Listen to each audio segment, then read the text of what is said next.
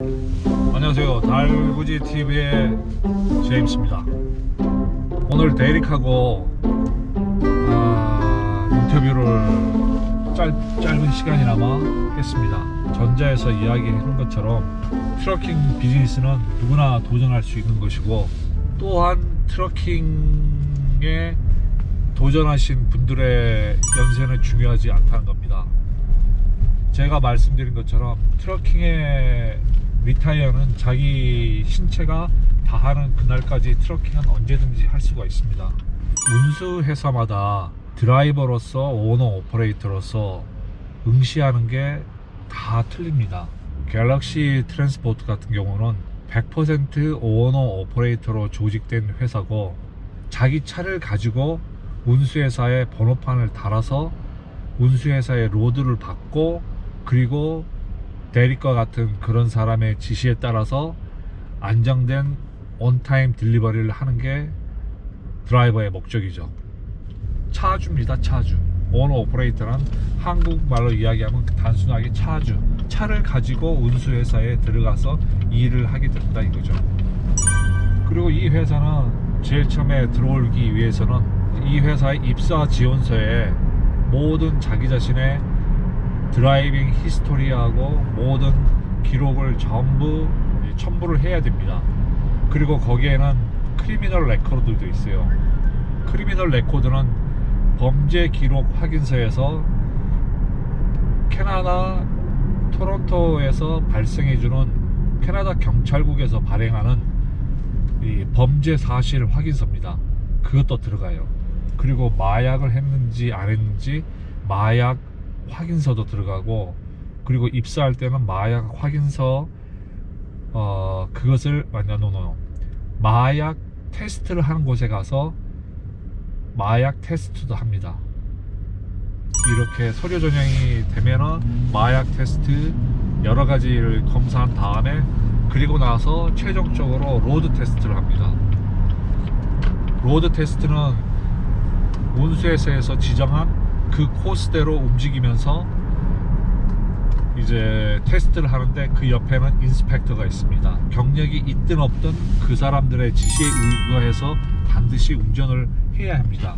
자기 임의대로 운전을 하는 게 아닙니다. 그리고 거기서 그 인스펙터가 패스하면은 그 회사에서 입사 합격이 되고, 입사 합격이 되면은 간단하게 지정된 시간 이틀 3일, 큰 회사 같은 경우는 4일 5일 오리엔테이션을 갖습니다. 합숙 훈련을 하는 경우도 있고, 그리고 출퇴근하면서 하는 경우도 있고, 그리고 그 회사의 이 팔로우시에 따라서 움직이는 거죠. 최종적으로 컴퍼니 드라이버 같은 경우는 자기 트럭을 지정을 받습니다. 오너 오퍼레이터 같은 경우는 자기 트럭에 이 회사에서 필요한 각종 퍼밋, 그리고 자동차 번호판 모든 것을 지원을 받습니다. 그리고 이제 마침내는 필드로 이제 나가서 딜리버리, 픽업 이런 식으로 이루어지게 됩니다. 인스펙터가 이제 제일 처음에 회사의 트레일러를, 회사의 인스펙터가 지정해주는 트레일러를 훅업을 하고, 즉 훅업이라는 것은 연결을 하고, 그리고 나서 거기서 또한 간단하게 트레일러에 인스펙션을 하는 광경을 보여줍니다. 이건 오케이, 저건 타이어 트레일러 이제 오케이, 뭐 이러한 어떠한 데몬스트레이션을 인스펙터에게 보여주고, 그리고 나서 인스펙터가 타고, 그리고 나서 인스펙터가 랩턴, 라이턴, 고 스트레이트 뭐 어떤 각종 지시를 드라이버에게 내립니다. 그러면 그 드라이버는 자기 스킬, 자기가 운전 지형에서 눈이 들어오는 거, 그리고 각종 사인, 그리고 각종 모든 인포메이션을 흡수하면서 동시에 인스펙터의 지시를 따라서 운전을 하게 됩니다.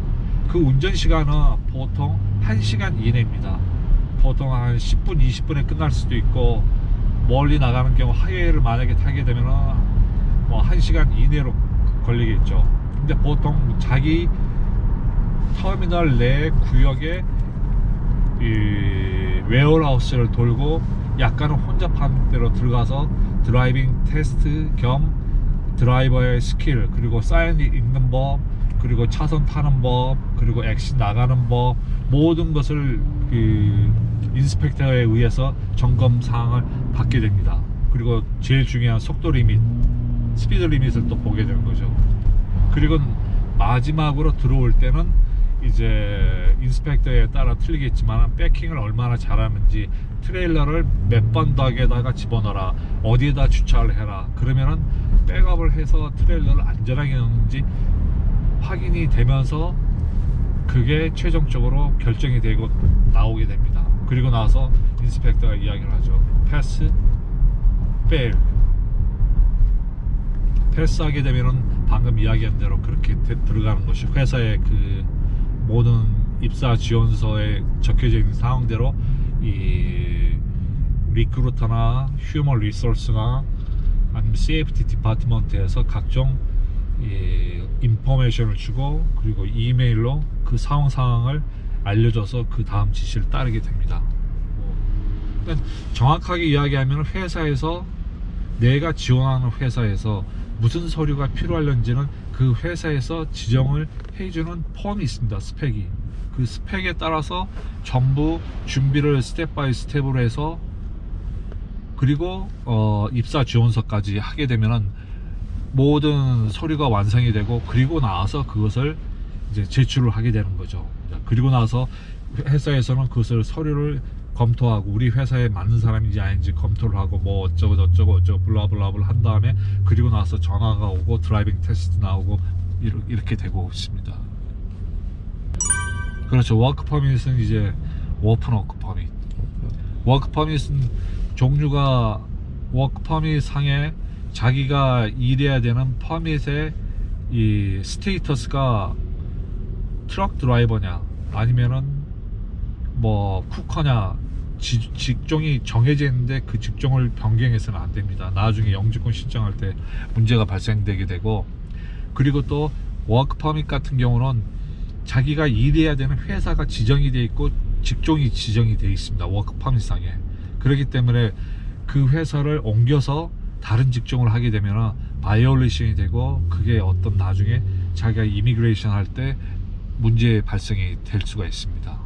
그걸 이제 예를 들어서 경찰이나 아니면 이미그레이션에 그런 사항이 지적이 되어 들어갈 경우 이제 나쁜 레코드로 떠서 나중에 이미그레이션 할 때 문제가 발생되는 거예요.